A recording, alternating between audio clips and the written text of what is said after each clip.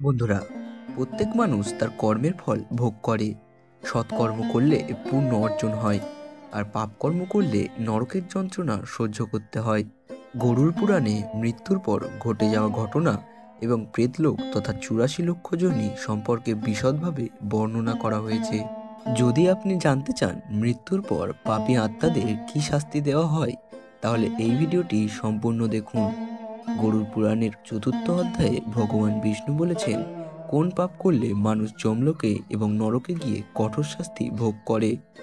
ভগবান বিষ্ণু পক্ষীরাজ গরুড়দেবের এক প্রশ্নের উত্তরে বলেছেন, যে ব্যক্তি সৎকর্ম পরিত্যাগ করে পাপ কর্মে লিপ্ত থাকে সে এক নরক থেকে আর এক নরকে ঘুরে শাস্তি ভোগ করে।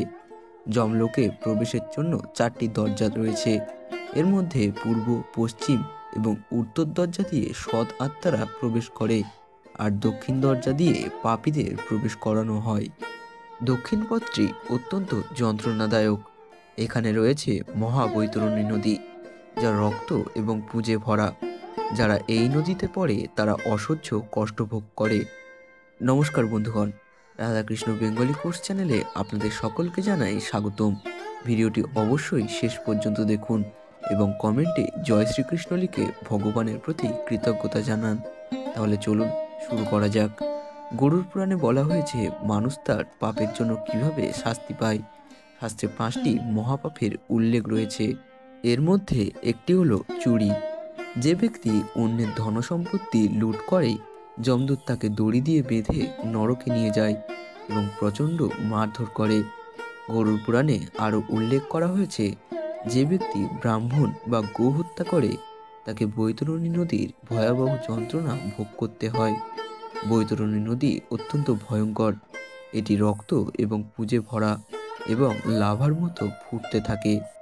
যারা গ্রামে, জঙ্গলে বা ঘরে আগুন লাগায় তাদের যমদূত অগ্নিকুণ্ডে নিয়ে গিয়ে ফুটন্ত লাভা পান করায়। যখন তারা ছায়ার জন্য প্রার্থনা করে তখন তাদের অশিপত্র জঙ্গলে নিয়ে যাওয়া হয়।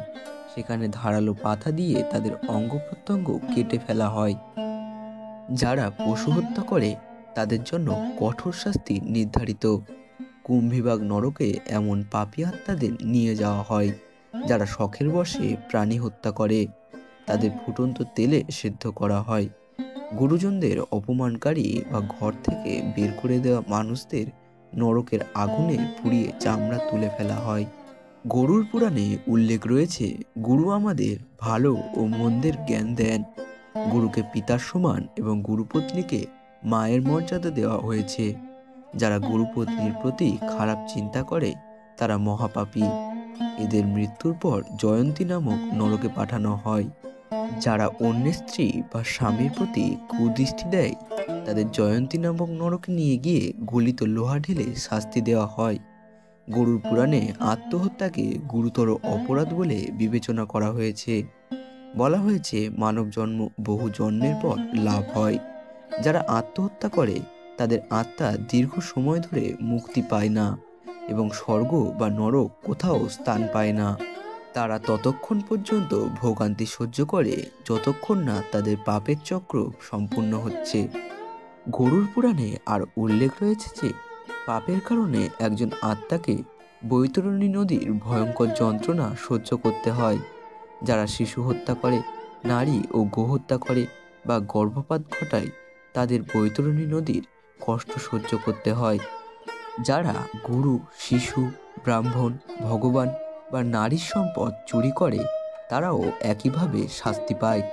যারা ঋণ নেন এবং ফেরত দেন না, বিশ্বাসঘাতকতা করে, কাউকে বিষ দিয়ে হত্যা করে বা গুণী স্ত্রীকে পরিত্যাগ করে তাদের বছরের পর বছর বৈতরণী নদীতে ডুবে থাকতে হয়।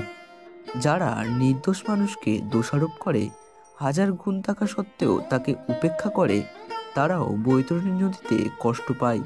এমনকি কারো প্রতি ক্ষোভ পোষণ করাও পাপ। কারো সম্পর্কে খারাপ ভাবলেও আপনি পাপের ভাগী হয়ে যান। এ কারণে বলা হয়েছে, যা কিছু আপনার জীবনে ঘটছে, ভালো বা খারাপ, তা আপনার পূর্ব কর্মফল এবং ঈশ্বরের ইচ্ছা হিসেবে মেনে নিন। এই অনুশীলন করলে জীবনে ইতিবাচকতা, তৃপ্তি, সুখ এবং ভক্তি বৃদ্ধি পাবে। বন্ধুরা, আশা করি এই ভিডিওর মাধ্যমে গরুর পুরাণে বর্ণিত পাপ এবং শাস্তি সম্পর্কে আপনি বুঝতে পেরেছেন। ভিডিওটি ভালো লাগলে লাইক করুন এবং কমেন্ট বক্সে জয় শ্রীকৃষ্ণ লিখে আপনার শ্রদ্ধা যাপন করুন। এবার আপনারা কি করবেন সেটা আপনাদের উপর নির্ভর করে। তো বন্ধুরা, ভিডিওটি দেখে যদি ভালো লেগে থাকে তাহলে অবশ্যই একটি লাইক করবেন এবং সবাইকে শেয়ার করবেন যাতে তারাও ভিডিওটি দেখে উপকৃত হতে পারে। ভালো থাকুন, সুস্থ থাকুন এবং মনের বশে নয়, মনকে নিজের বশে রাখুন। ধন্যবাদ।